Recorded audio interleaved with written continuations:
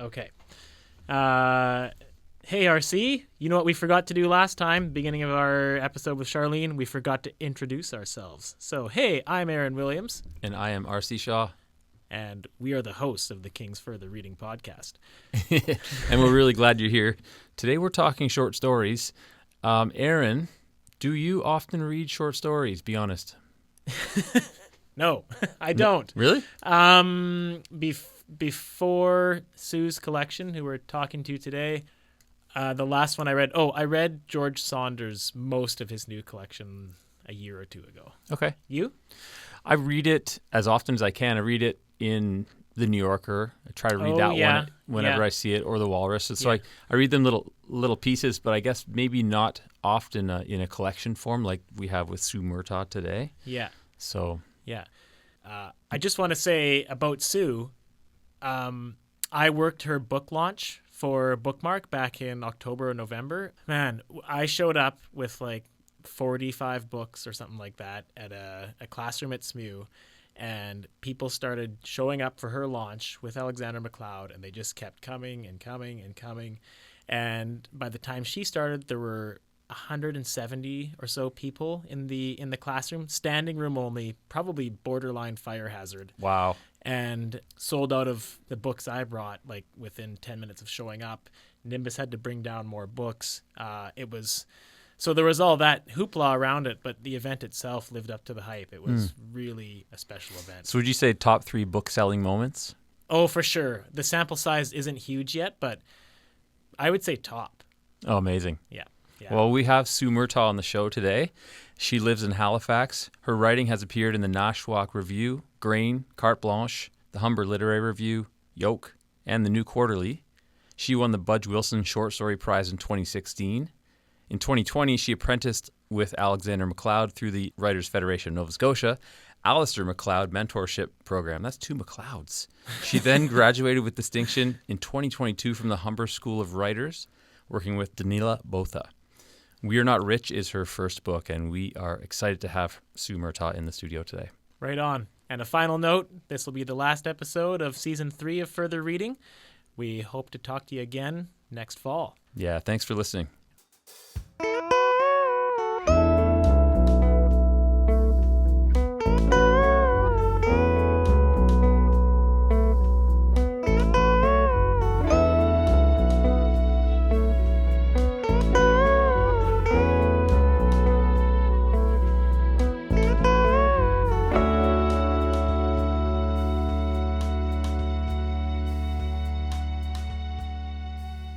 Welcome to the studio, Sue.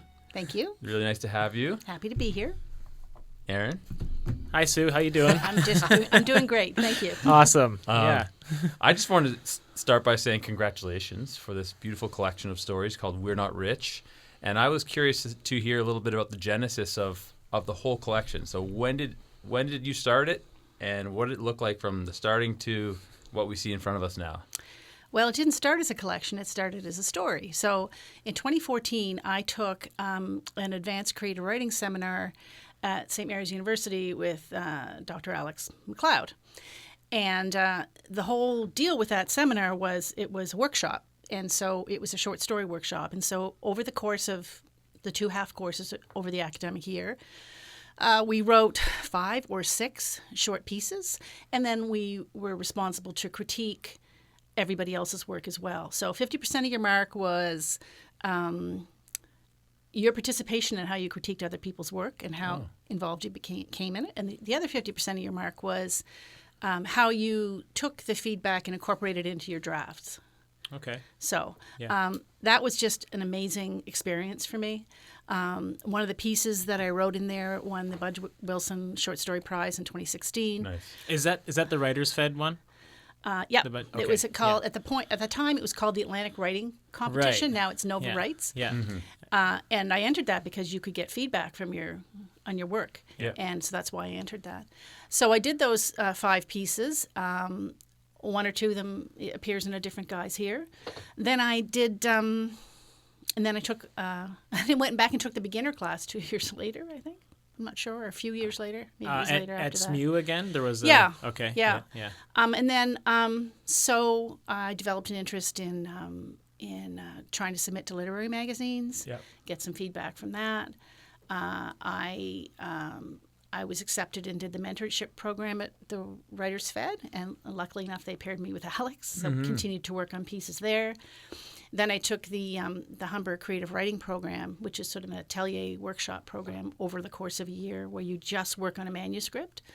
And I did that, and the person I worked with there was a great short story writer named Danila Botha. So this is sort of how it came together piece by piece. Was the Humber stuff all distance ed? Yes, the Humber stuff was all distance. And it was you submit your pages, you have a Zoom meeting. Right. Or a telephone meeting with your person. You get feedback. Yeah. That kind of thing. So, Yeah. So from 2016 to the Humber time, you were amassing stories. So a few of those stories from the early days make it into the collection? a lot of them. But I mean, if full disclosure, I had a major life event in 2018. We lost our son. Yeah. Sorry. And that's talked about quite a bit. Well, I shouldn't say quite a bit. Sorry. Be careful when you equate fiction and life, right? Yeah. Because Yeah. I would say that this informed the book. Yeah. Because there are themes of loss in there, and Yeah. yes, there is a bereaved mother in the initial piece. Yeah. But so to speak to your timeline, it's very difficult for me to answer this question about the timeline for the book because, we stepped out of life, we stepped back into life, and of course you look at things much, much differently. So Yeah. the pieces that would have been ready beforehand they were all reworked. Okay. Everything. There's nothing in here that wasn't rethought or reworked as a result of that experience. Okay. Well, yeah, just before we met up, Sue, I was talking to RC and in the wardroom where you used to work, you told us. Yes.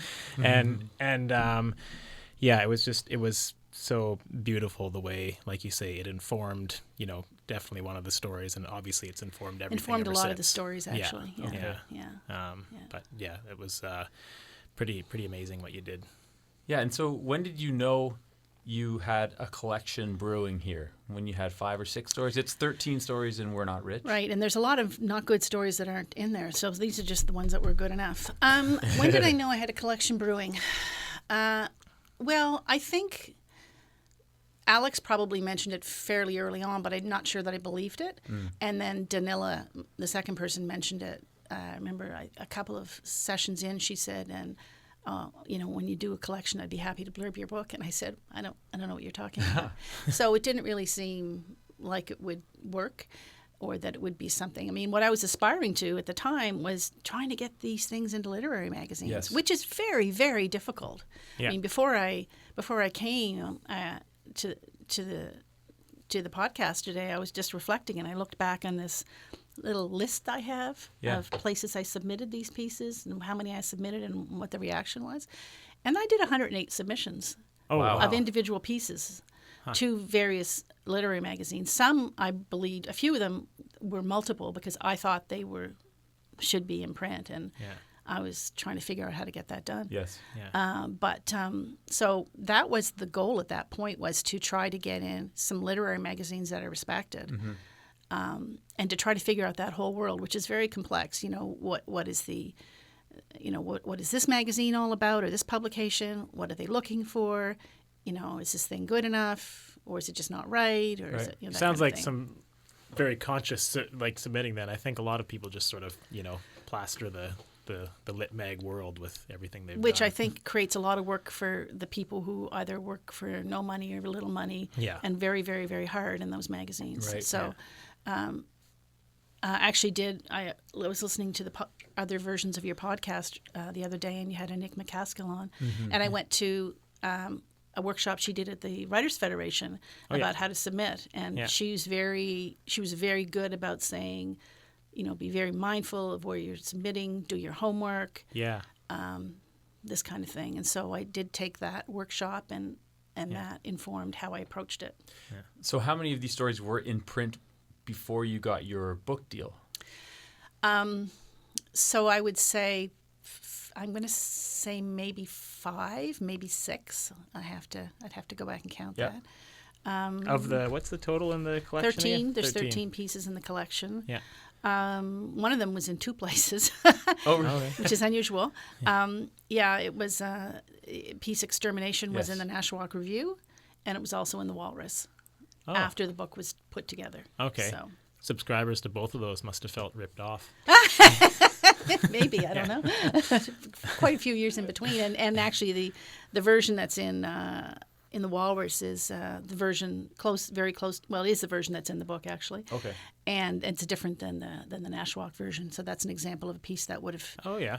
become better over time. Uh-huh. Yeah. Interesting. Yeah. I find that fascinating about short stories. You have these, and then you can get them into different publications and gather a following. So it's I don't know if you submit to lots of places, but do you find that was helpful when you were launching the book? You had a bit more of an audience already from these publications? I don't think so. No. Okay. I think that those are 2 different. I mean, my experiences are maybe they're 2 different worlds. But the other thing is, I was not present on any kind of social media Okay. until 6 or 8 months ago. I created a Facebook page and a Instagram thingy. Oh, you really weren't present. No, You weren't no. one of those "I'm taking a social media break." No, I was people. just not. I was not involved. Okay. So I think if you have a piece in a literary magazine and you promote it, That's it. Yes. and you can create. And I didn't sort of get that. I didn't understand that concept of driving people. Assisting to drive the readership. Yeah. So no, I didn't do any social media too. And I think you could be argued I still don't do it because I'm not very good at it. But Yeah. Well, I think that's a common writer's problem for sure, is Yeah. not wanting to touch any of that stuff. Question about talking about different mentors you've had, and did you find there were tendencies that came up in your writing that multiple sort of instructors or readers would say, "Oh, Sue, you have to talk about some kind of issue like character development or setting," or was there sort of a common thing people came back to that you were like, I think that the common thing would have been minimalist is great.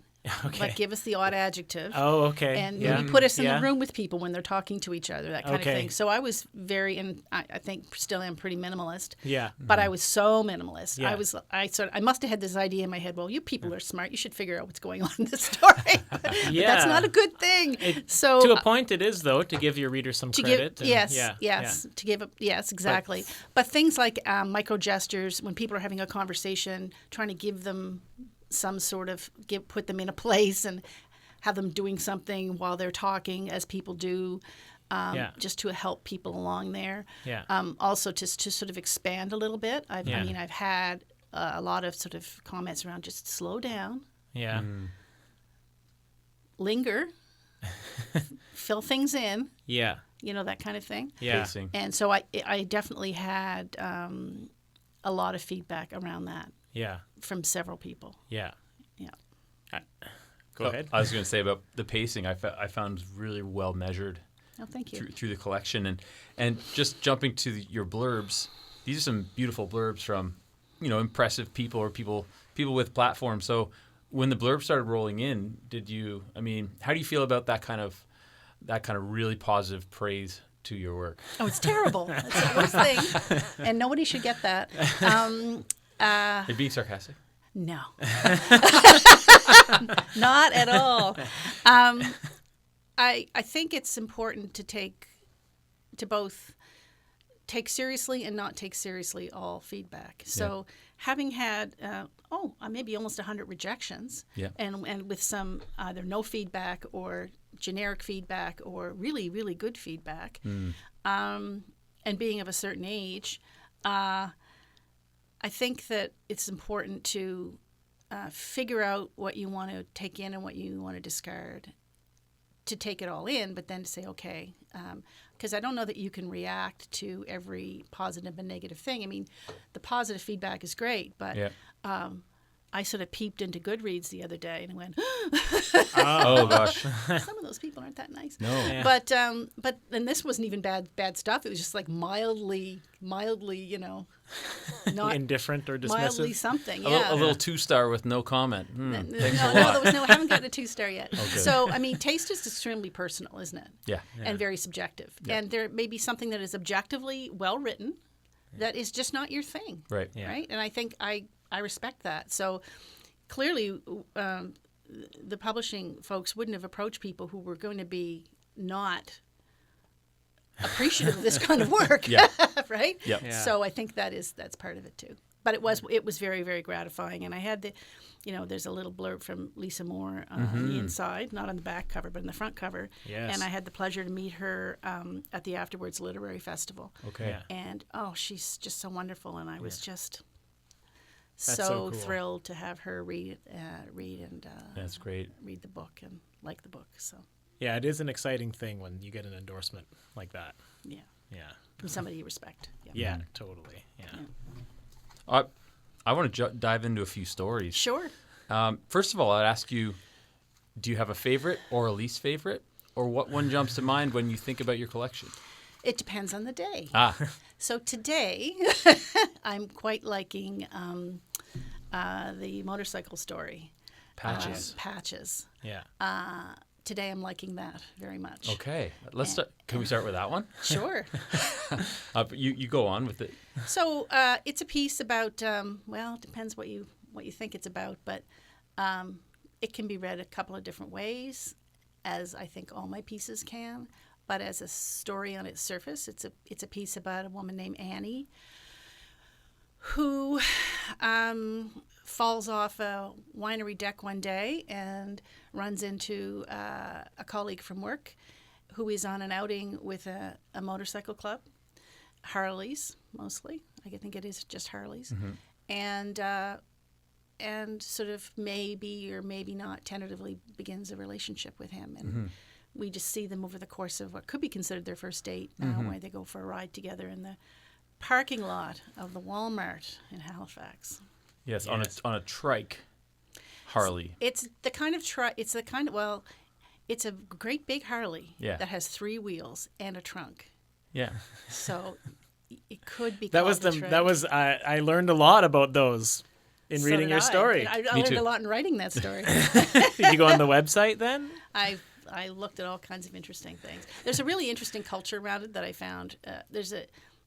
In the Harley world, there's a really interesting culture of belonging that I felt was perfect for this story, because this is a person longing for belonging. Yes. And without giving away too much, one of the things she finds very attractive is this the dude, Yeah. but it's also the milieu, and that she has this longing for this feeling that these people get from being in this club. Yes. Yeah. Yeah. I definitely read political things into it as well, Yes. which I really liked. I thought it was subtle, like everything in the book, I feel. And Sometimes it's so subtle I don't even know what I'm writing. well, yeah, it comes through a little bit though. Yeah. And I think it gives true consideration and credit to, I'm assuming you don't have one of these trikes at No, home. I do not. But I really felt like you gave it the time of day.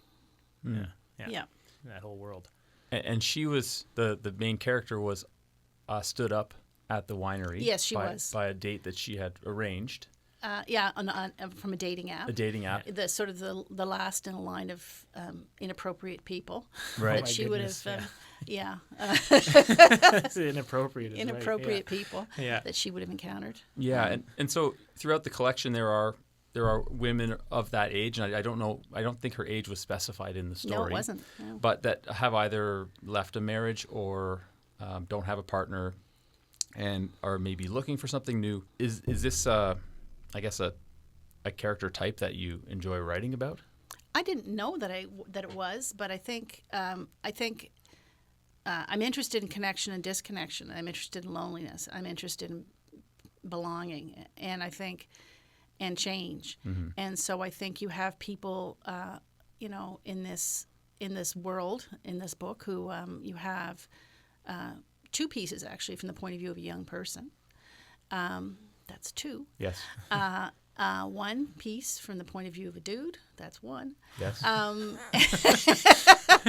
And you have a variety of people in various sort of circumstances. You have single or unpartnered. You have married. You have long-time married. You have newly divorced. You have long-time single. And so you see people in various stages of relationships. And there are some people who have recently broken up in the book, and they're in transition. So I think there's a bit of everything. I agree. Totally. Yes. Yeah. How do you talk about belonging and loneliness and stuff like that? How do you look after those things in your own life? Do you have to think about it much? Well, you can.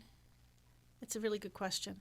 I'm very fortunate in that way. I have been married for 687 years. Wow, congrats. Thank you. That's Yoda time. To a wonderful human being. I have good friends. Yeah. I have great siblings. I have, so I think one of the things that is the undercurrent here is relationships are really important. And I know from various relationships, people I know and love, what loneliness looks like. And I also know, loneliness can come from not necessarily not having people in your life, but to be living a singular experience. I mean, we know now about, say, the loneliness of somebody who was born into a body they don't think is appropriate for them, or has a gender assigned to them that's not appropriate for them. The loneliness of people who are working in a job that doesn't suit them. The loneliness of people who feel, just so slightly other than other people. That piece you mentioned about the bereaved mom rescuing Spider-Man, that's about... certain types of life experiences are very isolating and lonely, and I think the grief of a bereaved parent is one of those things. It is not to be described, and so what I tried to do in that piece was take one aspect, tiny aspect of it, and just sort of illuminate it a little bit. But so I think loneliness is an interesting thing, and I also think that we talk about this a lot nowadays. We live in a world that is increasingly disconnected from other human beings, and so I think you can have what looks to be a full life and be extremely lonely because you're going to school and you're not actually there in person, or you're working from home and you're not developing a community at work. You don't have that experience of sitting in the lunchroom bitching about your boss, right? Or going for a walk with somebody at lunchtime on your break. So I think that, to me, loneliness and disconnection is sort of one of the great ills of our age, and that interests me very much, and so that comes through in the book. But I didn't want to write an essay about with or loneliness, so just did it another way. I like this better. Anybody, there's a million think pieces out there, but put it in the story, and that's right. It hits home more. Something I really liked about this is I feel like you write all these stories from such a great vantage point. I feel like you're perched atop like every age demographic and sort of really embodying each as you need to. I don't know if it's because of where you are in your own life right now, or if it's because of being a parent, or I don't know if your own parents are still around, but that seemed like a really conscious effort on your part. It was. It was. I love to observe. And I think I'm a reasonably empathetic person, although it doesn't necessarily come through in my demeanor. But but deep down, I'm not so harsh. And I just find human beings endlessly fascinating, and as they work their way through life and they change. And I've thought about life phases a lot in the past couple of years, and what people in their late teens and early 20s are like, and how they look at the world, and how they may look at it completely differently. Did you try to picture being older when you were in your 20s, say? Were you fascinated by that? Or is that something that's come with... It's interesting. When I was in my late teens, early 20s, I worked at a senior citizens bar. Okay. So there, Northwood... This is the wardroom? No, Northwood and seniors complex in the North End, Halifax used to. I don't know if they have it anymore. They used to have a bar. Okay. And I worked as a bartender there one summer, and I was worked 1 till 4 and 7 till 10. So it was a split shift. Oh, it was just the most wonderful job because there are people who were in assisted living or even in the nursing home part who came down and they were allowed to have a drink, or they had the opportunity to have a drink. And we watched soap operas and talked about life. So I've always found that fascinating. And I had some very interesting grandparents. I learned a lot by observing them. And so it just sounds being like in short life. answer, yes. You Yes. were sort of in touch with people much very, older than you. and very Yeah. interested in how we change throughout the life cycle. That's really valuable, I think. Super valuable. Definitely. Yeah, and the mother-daughter relationship that stood out to me in a Yikes. number of stories. I know, and I have 2 daughters. Yeah. Erin has 2 daughters and a son, and so I get to watch the mother-daughter relationship from a little bit of a It's an distance. interesting dynamic, But yeah, isn't what it? makes it so complex and maybe even fertile for short fiction? Oh, my friend. Well, I guess that's a really good question. I don't have an answer for that. I think most people have a lot of women, I'll say specifically at this point, because it's the whole son-mother relationship is a whole other thing. Women and their daughters just have very rich, complex relationships. Sometimes people are mothering, we'll say, or parenting, I'll say mothering in this case, in a conscious reaction to the way they were, their experience with their mother, either trying to be the same or trying to be different or trying to nuance it. It's just rich and complex. It's fiery. Yeah, It can be, yeah. Yeah. It can be. It But can be. also beautifully, like as you say, intertwined. So Yeah.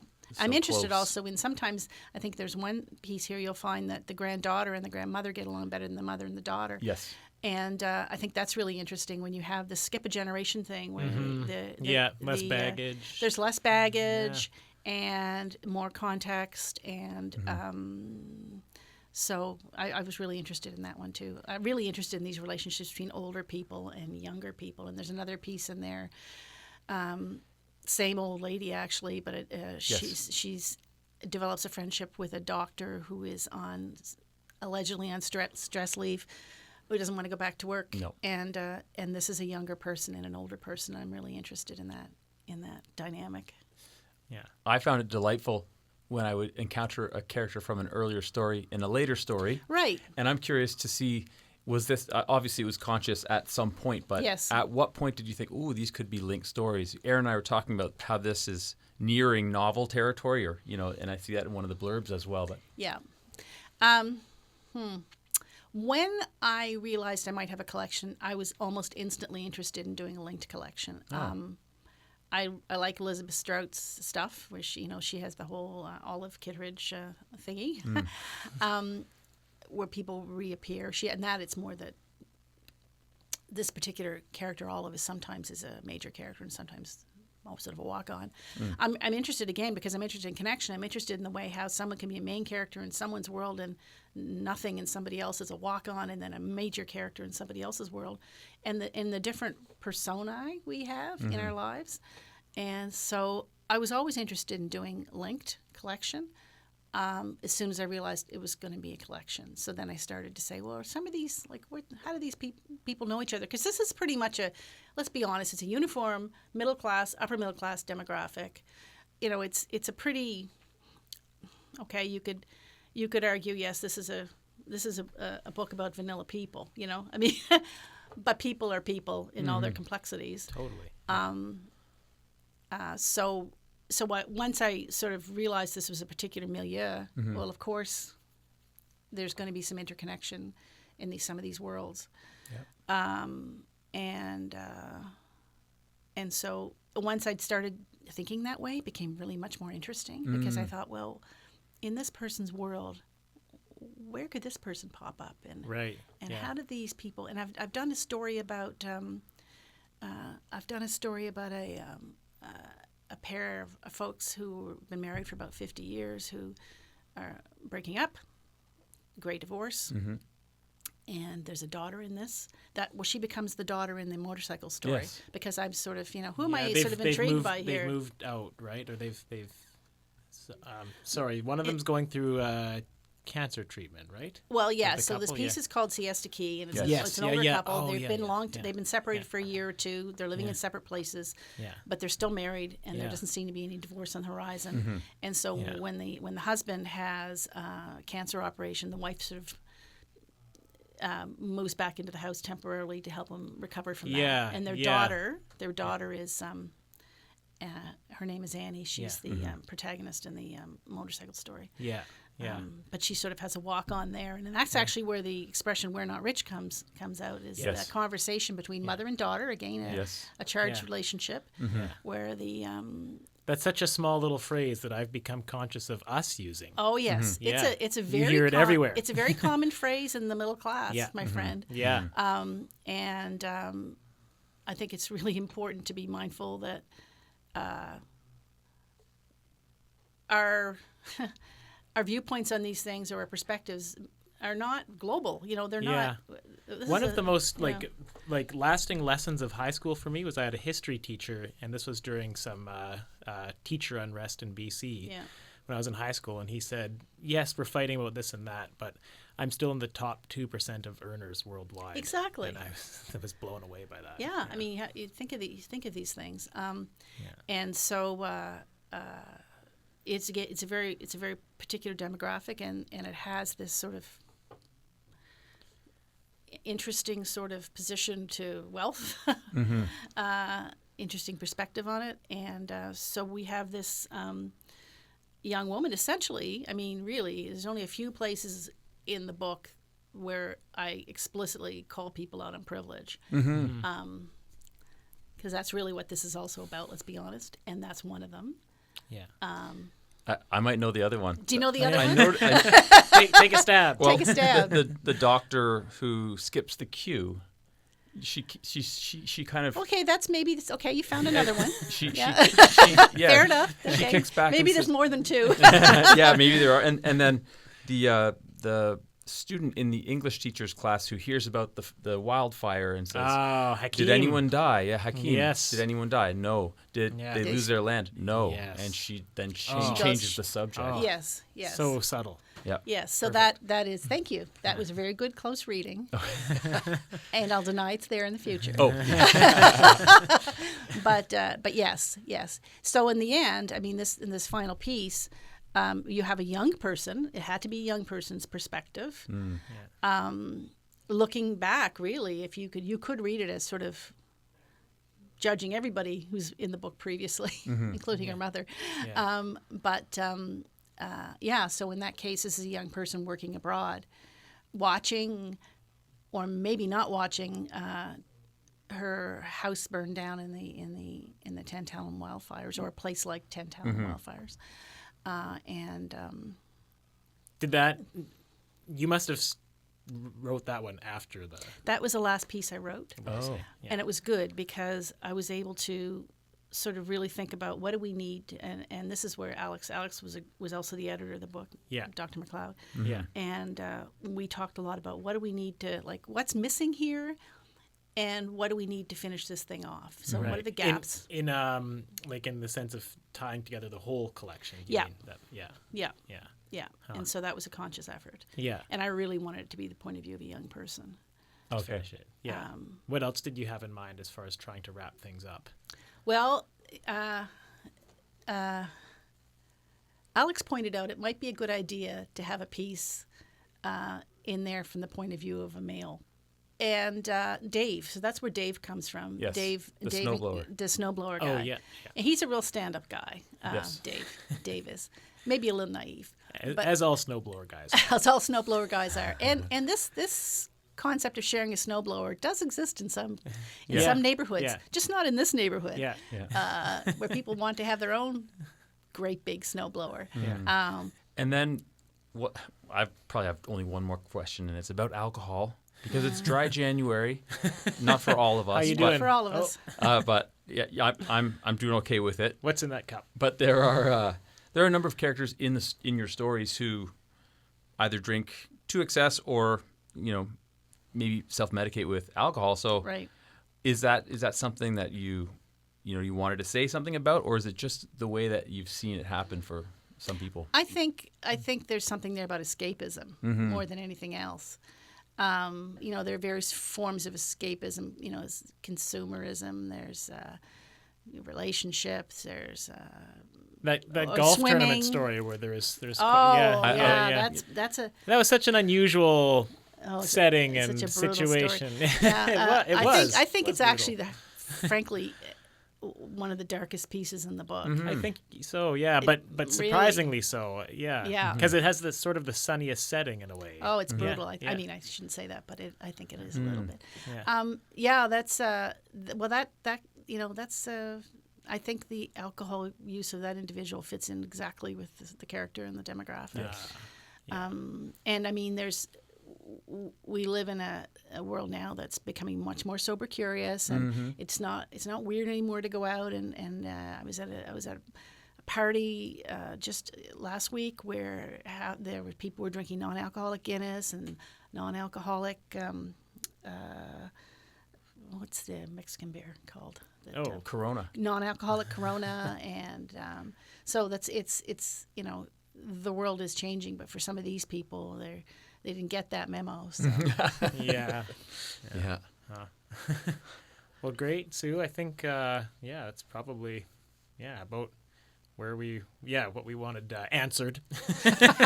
Submitted to your questioning. But I'm curious to see, are you still working on new stories? Yeah. And there's always that question, what's next? But I feel like you're standing on such a super solid foundation here. So how are you feeling about your next moves as a writer? Well, I spent last week, I spent some time going through all my notebooks and looking at all my story ideas and trying to figure out who and what I want to spend time with and what that might be.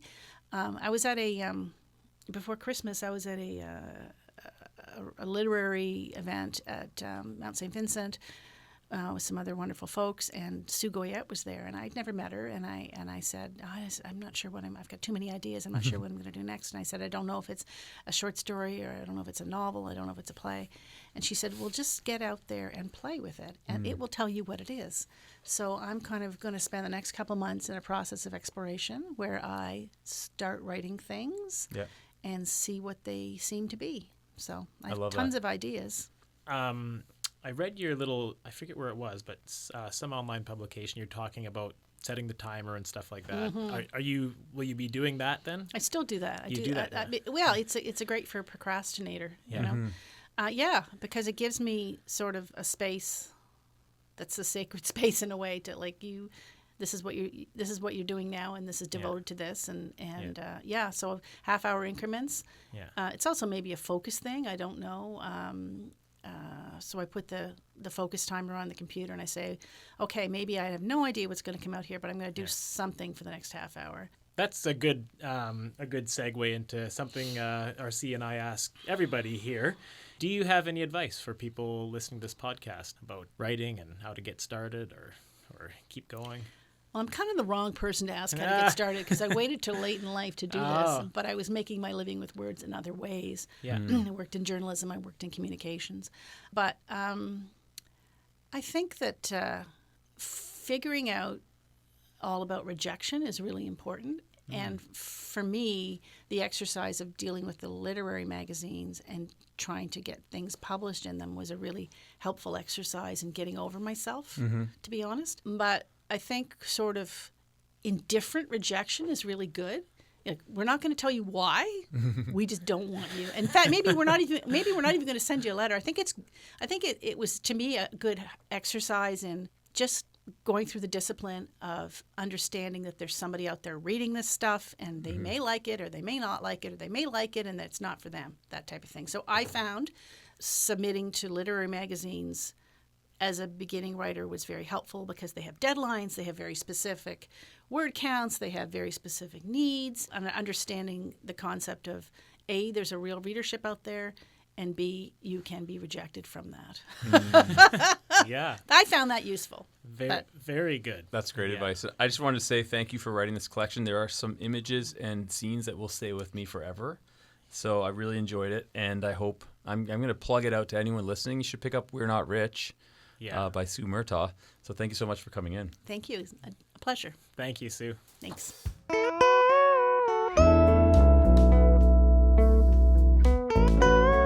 Further Reading is produced by the University of King's College MFA program, overseen by the great Gillian Turnbull. I edit it, Aaron Williams, that's me. Music is by Pete Johnson. Graphics are by Mike Smith. On the other side of the room from me is R.C. Shaw over here. Thanks a lot. We'll talk again soon.